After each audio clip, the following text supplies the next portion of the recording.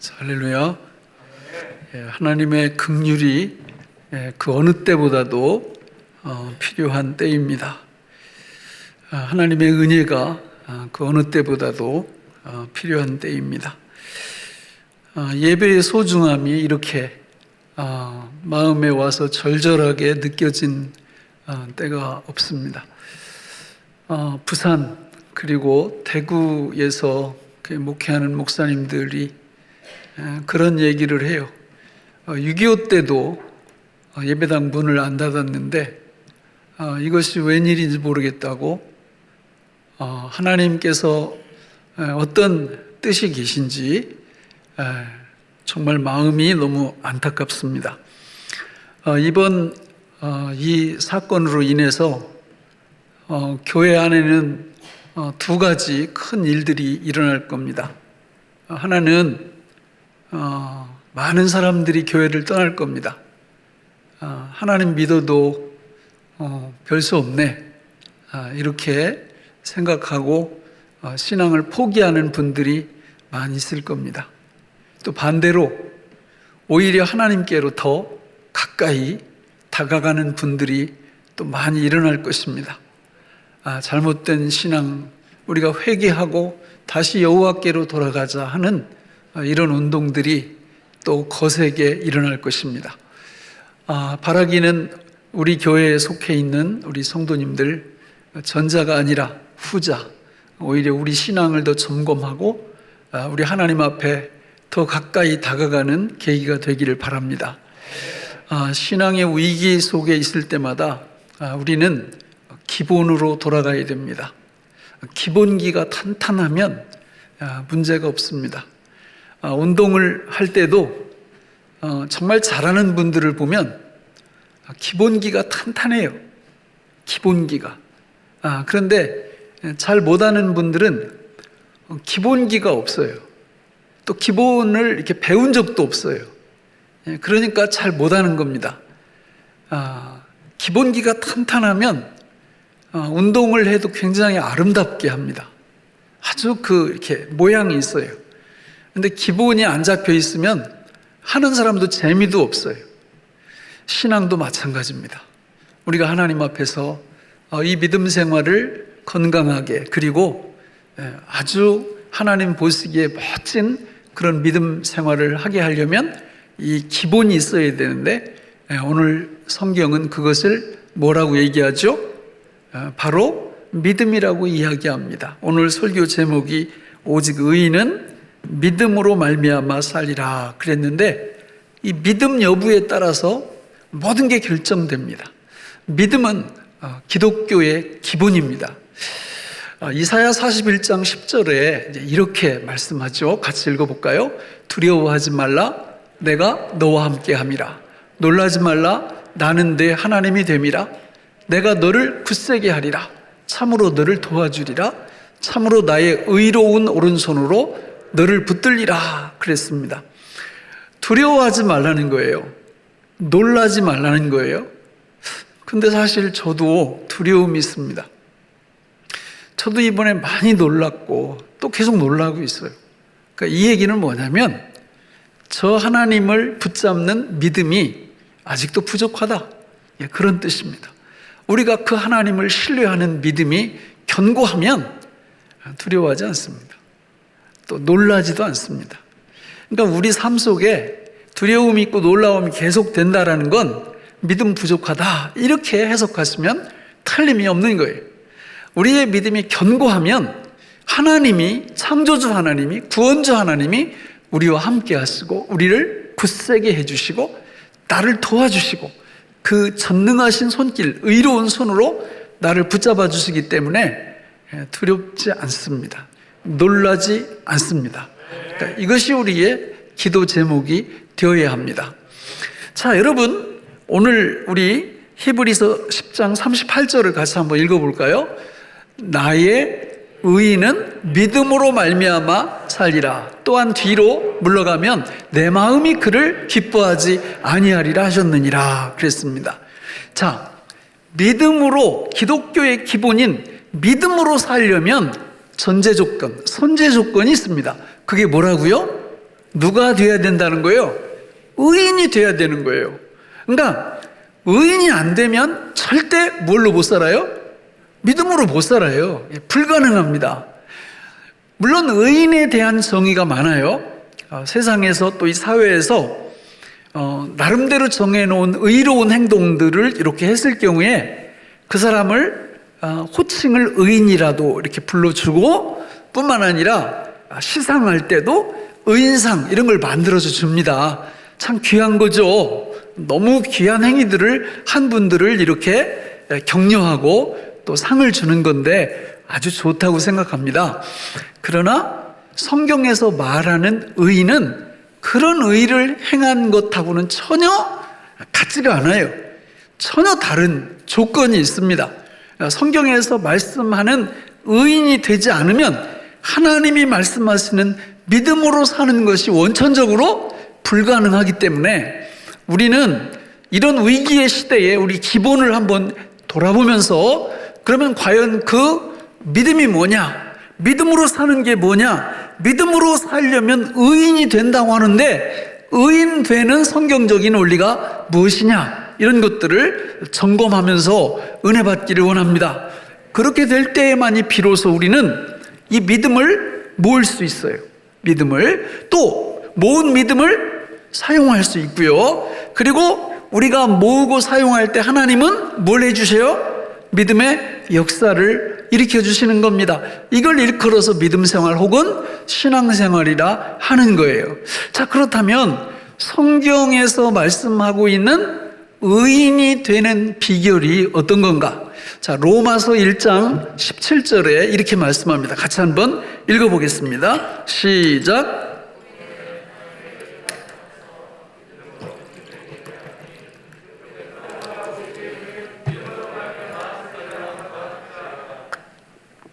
로마서 1장 17절은 복음에는 하나님의 의가 나타나서 믿음으로 믿음에 이르게 한다. 의인은 믿음으로 산다. 자, 저 말씀을 보시면 세 단어가 매우 중요한데요.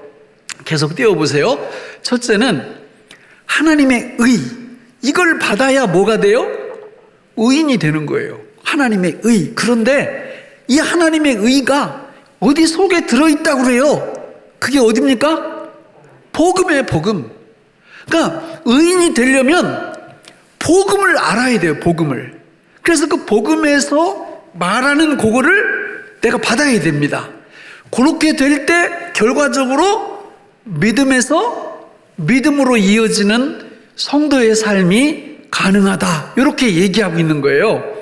그래서 우리는 하나님 앞에서 믿음을 잘 모으려면 뭐에 집중해야 되느냐면 복음에 집중해야 됩니다. 복음. 그러니까 이 복음을 모르는 분들이 의외로 많아요.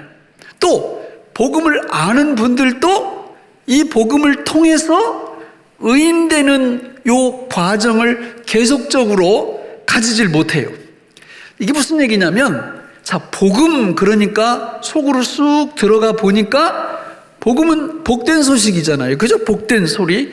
이 성경 66권이 다 뭐예요? 이게 복음의 복음. 그런데 66권이 복음이라고 그러면 어디가 머리인지 어디가 꼴인지 이거 알 수 없잖아요. 그래서 이 말씀을 잘 정리해서 딱 보니까 세상에 이 성경 복음은 어떤 한 인물에 딱 맞춰져 있는 거예요. 그분이 누구예요?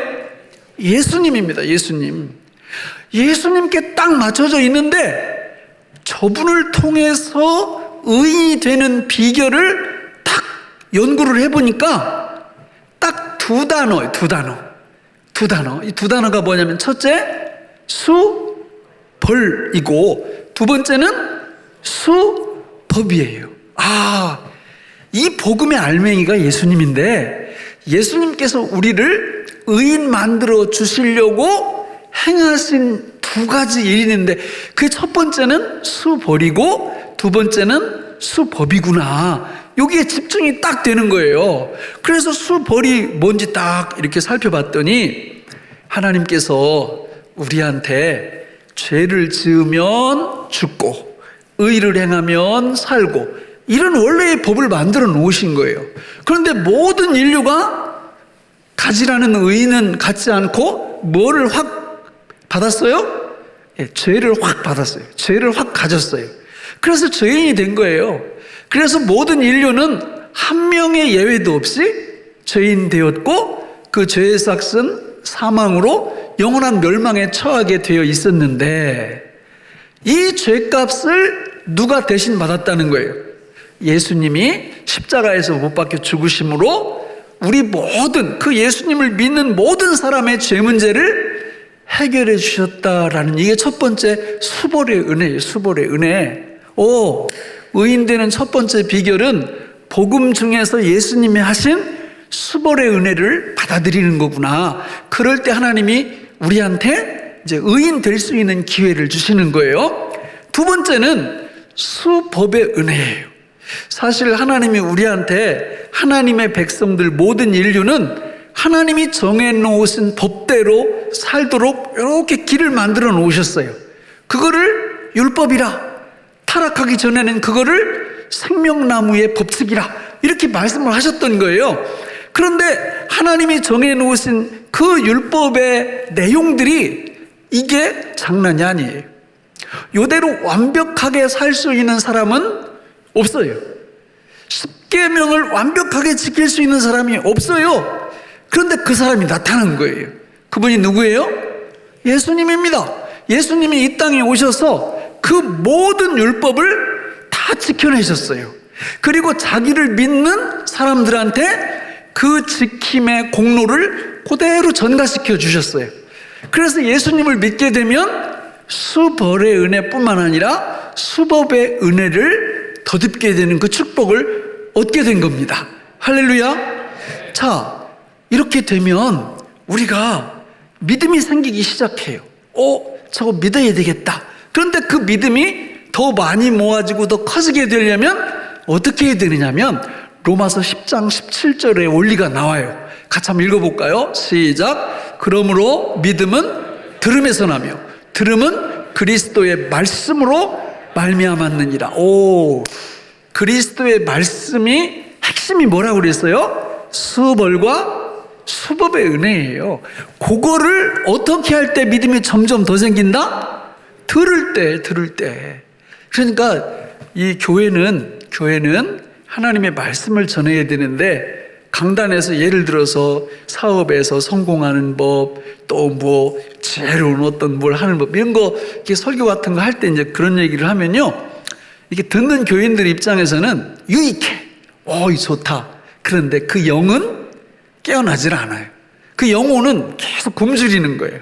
우리의 영혼이 배부름을 느끼고 우리의 믿음이 팍팍 커질 때 보면 무슨 말씀을 들을 때예요? 수벌과 수법에 대한 예수 그리스도의 십자가, 이 은혜와 그분의 부활과 이런 이야기를 딱 들을 때 우리 영혼이 확 깨어나요. 우리 영혼이 배부름을 느낀다 그 말이죠. 그래서 우리는 앞으로 이 땅 위에 머무는 동안 우리 귀로 반복해서 깊이 있게 뭘 자꾸 들어야 된다? 복음, 예수님의 수벌의 은혜와 수법의 은혜를 반복해서 들으면 우리 믿음이 커진다. 이런 복을 받으시기를 축원합니다. 그러면 믿음을 모으는 방법이 이것뿐이냐? 아니에요. 한 가지가 또 있어요. 자, 그게 뭐냐면 우리 성경 누가복음 17장 1절 5절을 같이 읽어보겠습니다. 시작. 예수께서 제자들에게 이르시되 그렇게 하게 하는 자에게는 화로다. 그가 이 작은 자 중의 하나를 실족하게 할진대 차라리 연자맷돌이 그 목에 매어 바다에 던져지는 것이 나으리라.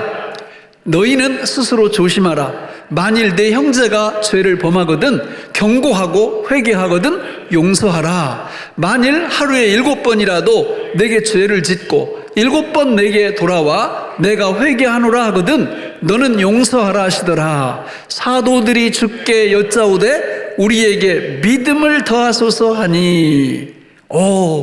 저기 5절에 보니까 예수님이 말씀이잖아요. 그죠? 그 말씀 대신 예수님께 뭘 달라고 그래요? 믿음을 더해달라고 지금 기도하는 거예요. 그러면 앞에 어떤 내용이 나왔길래 저 이상해요. 이게 앞에 문맥이 믿음 더해달라고 하는 거하고 주님이 말씀하신 내용하고 얼핏 이해가 잘 안 돼요.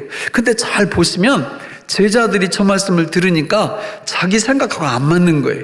그러니까 용서도 한 3번 정도 해주면 충분하다고 생각했는데 막 7번씩 용서하라고 이러니까 이게 머리 용량이 안 되는 거예요. 주님의 말씀을 들을 수 있는 용량이 이해가 안 가는 겁니다. 그렇다고 예수님 말 같은 소리를 좀 하세요 이렇게 말할 수도 없잖아요, 선생님한테. 그러니까 한다는 말씀이 예수님 도저히 이해가 안 되는데 이해할 수 있도록 믿음을 더해달라고 기도하는 겁니다. 여러분들이 하나님의 말씀을 이렇게 읽으실 때 보면 저도 마찬가지예요. 저도 한 절반이나 이해가 갈까? 성경. 이해 안 가는 게 너무 많아요. 자유주의 신학자들은 어떻게 해요? 이해가 안 가면 무조건 가위로 오려요. 이거 하나님이 하신 말씀 아니라고 다 버립니다, 이렇게. 자, 우리는 어떻게 믿어야 돼요? 이게 읽어보니까 도저히 이해가 안 가. 어떻게 이런 말씀을 하셨지? 그러면 이게 틀렸어 이렇게 하지 말라는 거예요. 이게 틀렸어가 아니라 주여 나한테 뭘 더해달라고요? 믿음을 더해달라고. 제 머리가, 제 믿음이 너무 적어서 이걸 이해를 못하니까 하나님 도와주세요. 이렇게 뭐하라? 기도하라, 그 뜻이에요. 그러니까 믿음을 모으는 두 번째 중요한 방법은 뭐 하는 거다? 믿음 달라고 기도하는 거예요. 너무 중요한 거예요. 그러니까 말씀과 기도를 통하여 우리 믿음을 뭐 한다? 모은다. 자, 뭐 하려고 모은다고요? 사용하려고, 쓰려고 모으는 거죠. 여러분, 성도들 중에 믿음 안 쓰는 사람들이 있을까요, 없을까요? 많습니다. 많아요. 왜냐하면 믿음 쓴다는 개념조차 없어요. 그럼 믿음 안 쓰는 거죠. 그럼 믿음 안 쓰면 무슨 힘으로 살아갑니까? 그냥 자기 갖고 있는 힘 그거 가지고 세상 사람들하고 똑같이 이렇게 살아가는 거예요. 그러나 믿음을 갖고 있고 계속 모으고 있고 사용하는 방법을 알면 그걸 왜 안 써요? 그 좋은 걸. 그렇잖아요. 믿음을 막 사용하기 시작하죠. 믿음을 사용하면 무슨 일들이 벌어지느냐면 히브리서 11장 1절 2절에 보니까 저런 역사가 일어나요. 같이 읽어보겠습니다. 믿음은 바라는 것들의 실상이요 보이지 않는 것들의 증거니 선진들이 이로써 증거를 얻었느니라. 여러분, 믿음으로 살잖아요. 믿음을 막 사용하잖아요. 그러면 뭐가 잡혀요? 실상. 뭐가 또 잡혀요? 증거. 실상과 증거가 믿음으로 산다는 그게 막 나타나기 시작하는 거예요. 이거 상당히 흥분되죠. 지금 읽은 말씀이 히브리서 11장 1절 2절인데 나머지 구절들은 어떤 내용들이 나올까요? 바로 믿음을 가지고 믿음을 사용하면서 살았던 우리 믿음의 선진들의 이름이 쫙 나옵니다. 여러분, 맨 처음에 누가 나와요? 아벨이 나오죠. 에녹이 나오죠. 노아가 나오죠. 아브라함이 나오죠. 아브라함의 아내 사라가 나오죠. 그 아들들 이삭, 야곱, 요셉, 모세, 다윗 등등 쫙 이렇게 나옵니다. 여러분, 우리가 이 땅 위에서 예수님 믿고 의인이 되었으면 누구든지 뭘로 살 수 있는 자격을 갖춘 거예요? 믿음으로 살 수 있는 자격을 갖춘 거고 믿음을 사용할 수 있는 자격을 갖춘 거예요. 그런데 그럼에도 불구하고 이 세상에서 막 살아갈 때 믿음으로 사는 게 아니라 다른 방법으로 산다면 큰 손실이겠죠. 그렇죠? 그러면 우리가 믿음을 모을 때 뭘로 모은다고 했어요? 말씀과 기도로 모은다고 그랬어요. 그러면 이 믿음을 사용할 때는 뭘로 쓸까요? 역시 말씀과 기도로 사용하는 것입니다. 그럼 어떻게 사용하는지 한번 성경에 나오는 예를 한번 볼까요? 우리 마가복음 9장 17절부터 27절을 같이 보겠습니다. 기니까 22절부터 띄워주세요. 22절 같이 읽어볼까요? 시작. 귀신이 그를 죽이려고 불과 물에 자주 던졌나이다. 그러나 무엇을 하실 수 있거든 우리를 불쌍히 여기사 도와주옵소서.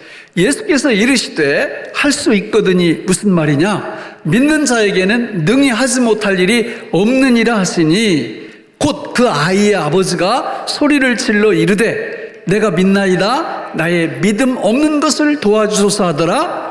예수께서 무리가 달려와 모이는 것을 보시고 그 더러운 귀신을 꾸짖어 이르시되 말 못하고 못 듣는 귀신아 내가 네게 명하노니 그 아이에게서 나오고 다시 들어가지 말라 하시매 귀신이 소리 지르며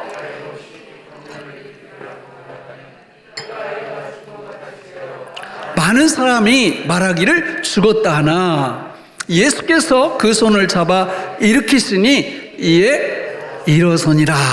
자, 저거 이제 배경을 좀 설명해야 되는데요. 자기 아들이 귀신 들렸어요. 그래서 말 못하고요, 못 들어요. 우리의 아들이, 우리의 딸이 그런 자녀가 있다고 생각하면 억장이 무너지겠죠. 정말 자식들한테 조금만 어떤 일이 벌어져도 부모 마음이 어때요? 근데 지금 저 아버지는 귀신이 들렸는데 말을 못해. 또 듣지도 못해. 그리고 귀신이 조종하는 대로 틈만 나면 불 속에도 뛰어들어가고 틈만 나면 물 속에도 뛰어들어가고. 그 아버지의 심정 우리 부모들은 다 알 거예요. 그렇죠? 그런데 어느 날 말씀을 들었네요. 말씀이 누구라고 그랬어요? 예수님. 그 말씀을 들은 거예요. 예수님이 계시대, 오신대. 아버지가 거리 불문, 여비 불문, 그리고 아들을 데리고 그 예수님, 말씀 되신 예수님께 간 거예요. 그런데 저 본문의 배경은 예수님이 제자 3명 데리고 저 변화산에 이렇게 올라가셨을 무렵이고요. 아버지가 아들을 데리고 도착했을 때는 제자들만 있었어요. 그래서 그 제자들한테 부탁을 하니 이 제자들이 나름대로 실력을 발휘해서 열심히 이렇게 시도를 했는데 실패합니다. 이 아버지의 마음이 무너질 대로 무너지는 거죠. 그렇게 실갱이를 하고 있는데 드디어 말씀이 나타나신 거예요. 예수님이 오신 거예요. 그래서 예수님한테 고쳐달라고 말을 하는데 말이 빠져서 이빨이 헛나왔어요. 잘못했다고 말을 잘못한 거예요.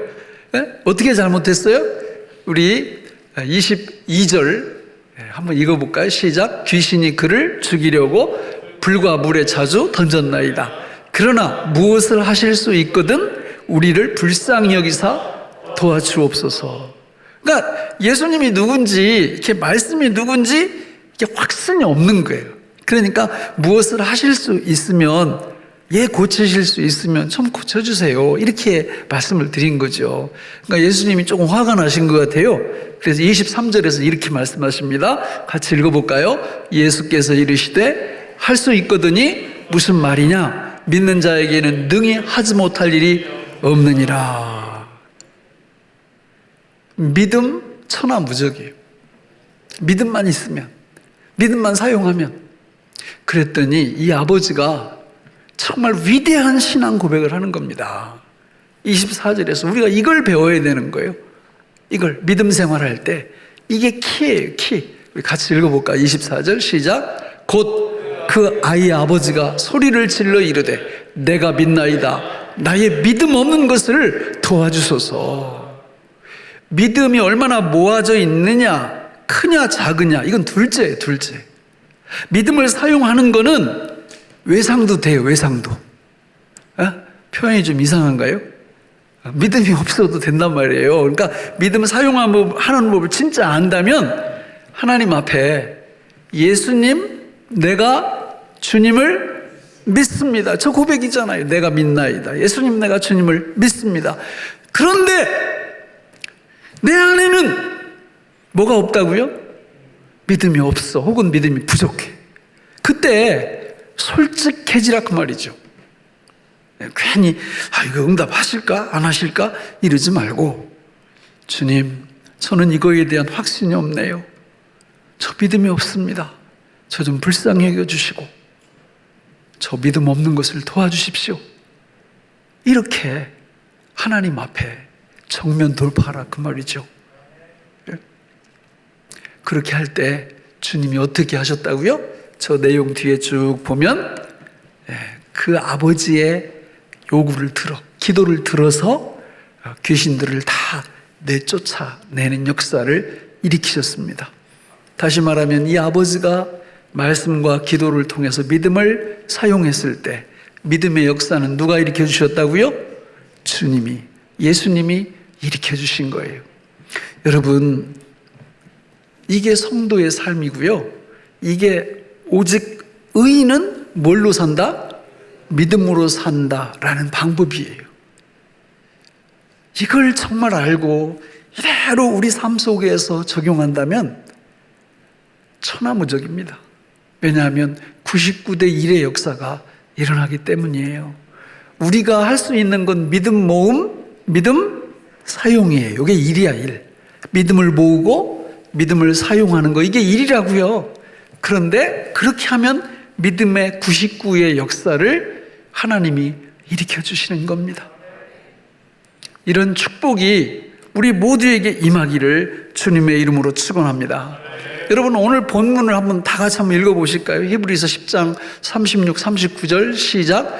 너희에게 인내가 필요함은 너희가 하나님의 뜻을 행한 후에 약속하신 것을 받기 위함이라. 잠깐 후면 오시리가 오시리니 지체하지 아니하시리라. 나의 의인은 믿음으로 말미암아 살리라. 또한 뒤로 물러가면 내 마음이 그를 기뻐하지 아니하리라 하셨느니라. 우리는 뒤로 물러가 멸망할 자가 아니요 오직 영혼을 구원함에 이르는 믿음을 가진 자니라. 저 시작할 때 보면 어떤 말씀이 나오느냐? 인내가 필요하다 이래요. 왜냐하면 히브리서 전체 배경이 신앙의 박해와 핍박당하는 성도들에게 주시는 말씀이었거든요. 그래서 인내가 필요하다, 인내가. 근데 인내가 필요한데 그 인내로 구원함이 이루고 하나님이 너희에게 약속하신 놀라운 좋은 거, 약속하신 것을 너희들이 받아야 되는데 그걸 받으려면 뭘 모으고 뭘 써야 된다? 믿음을 모으고 믿음을 사용하면 아무리 세상이 힘들고 어려워도 하나님의 믿음의 역사를 경험하기 때문에 반드시 승리한다. 이렇게 말씀을 하고 이어지는 히브리서 11장에서 그런 멋진 승리를 거둔 믿음의 사람들을 우리한테 소개해주고 있는 겁니다. 여러분, 너무 시대가 마음을 아프게 해요. 이 책임이 누구한테 있냐? 지금 그런 거 따질 때가 아니에요. 책임질 사람들은 나중에 반드시 책임을 지게 될 겁니다. 그러나 지금은 우리가 믿음을 모으고 믿음을 사용하고 그래서 하나님의 위대한 이 믿음의 역사를 일으킬 수 있도록 해야 됩니다. 여러분의 믿음이 필요합니다. 우리의 믿음 사용이 필요합니다. 어떻게 사용한다고요? 내가 믿나이다. 그리고 믿음으로 기도하면 됩니다. 근데 기도하는데 믿음이 안 생겨. 이게 긴가 민가 하고 응답하실까 안 하실까? 이때 어떻게 하시라고요? 나의 믿음 없는 것을 도와주소서. 그렇게 하시고 이 시국을 향한 우리 하나님 앞에서 성도들의 믿음 사용이 절실합니다. 그래서 홈페이지에 올려놨어요. 다 우리 믿음을 사용할 수 있는 기도 제목들을 올려놨습니다. 오늘 그거를 천천히 우리가 같이 한번 읽어보면서 여러분들, 성도 여러분, 하루에 최소한 한 번 이상, 한 2번 정도 아침 저녁으로 믿음을 갖고 이 기도에 동참해 주시기를 부탁드립니다. 같이 한번 읽어볼까요? 나라를 위하여 시작. 대통령과 위정자들에게 지혜를 더하시고 불안해하는 국민들에게 평안을 허락하여 주옵소서. 확진자들의 건강이 속히 회복되게 하시고 치료하는 의료진들, 수고하는 공무원들의 건강을 지켜주옵소서. 민관이 잘 협력하여 지역사회의 확산을 막게 하시고 예방을 위한 공공의료 시스템을 잘 구축할 수 있도록 도와주옵소서. 불안한 사회 분위기 속에서 서로를 향한 혐오와 불신풍조로 백성들의 마음이 나누어지지 않게 하옵소서. 코로나19 바이러스 사태로 인해 발생한 경제적인 어려움이 속히 회복되게 하시고 특별히 큰 어려움을 겪고 있는 모든 상공인들을 보호하여 주옵소서. 한국교회 위에서 코로나19 사태로 인해 하나님의 영광이 가려지지 않게 하옵소서. 교회가 지역사회 속에서 치유와 화해자의 역할을 지혜롭게 감당하게 하옵소서. 큰 어려움에 빠진 부산 온천교회를 비롯하여 확진자가 나온 교회 성도님들에게 평안을 주시고 상황이 속히 호전되게 하옵소서. 성도들이 위기 속에서 성숙한 시민의식을 발휘함으로 주님의 본을 보이게 하옵소서.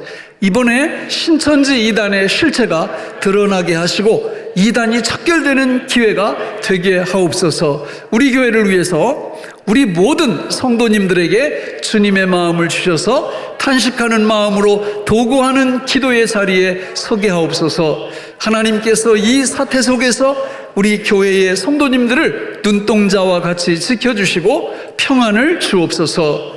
특별히 면역력이 약한 성도님들, 연로하신 성도님들, 몸이 허약한 성도님들, 어린이들을 강건하게 지켜 주옵소서.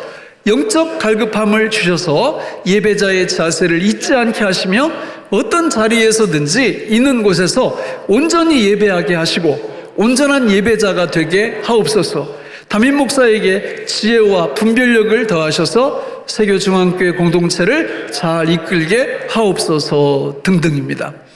여러분, 우리는 지금 우리가 할 수 있는 것은 믿음으로 사는 것이고 우리 믿음을 사용하는 것인데 사용의 초점이 저기입니다. 저대로 우리가 하나님 앞에 믿음으로 기도해 주시기를 부탁드립니다. 기도하다가 믿음이 안 생기면 어떻게 하라고요? 믿음 없는 것을 도와주소서. 이렇게 하면서 기도하게 될 때 우리 하나님의 믿음의 역사가 우리 교회 위에 그리고 모든 성도님들의 삶 속에 나타나게 하실 줄로 믿습니다. 말씀을 맺겠습니다. 여러분, 먼저 된 자가 나중 된다는 말씀도 있고요. 있는 자는 더 받아 누리고 없는 자는 있는 것까지 빼앗긴다, 이런 말씀도 있어요. 또 하나님의 나라는 말에 있지 않고 능력에 있다고 말씀했습니다. 여러분, 말 청산유수같이 이렇게 할 수 있어요. 그러나 믿음 모으지 않고 믿음 사용하지 않으면 그냥 말에서 끝나는 겁니다. 그러나 우리가 하나님 앞에서 복음을 통한 믿음을 딱 소유하고 그 믿음을 기도로 말씀으로 사용하게 될 때 하나님이 위대한 믿음의 역사를 일으켜 주실 줄로 믿습니다. 그래서 이 정말 마음 아픈 이 현실이 하루속히 끝나고 우리가 하나님의 성전에 모여서 우리 주님 앞에 예배하는 그날이 속히 도래하기를 간절히 소망합니다. 기도하겠습니다. 하나님 아버지, 오늘 우리에게 주신 이 말씀이 생명의 양식이 되게 하여 주옵소서. 예수님 이름으로 간절히 기도하옵나이다. 아멘.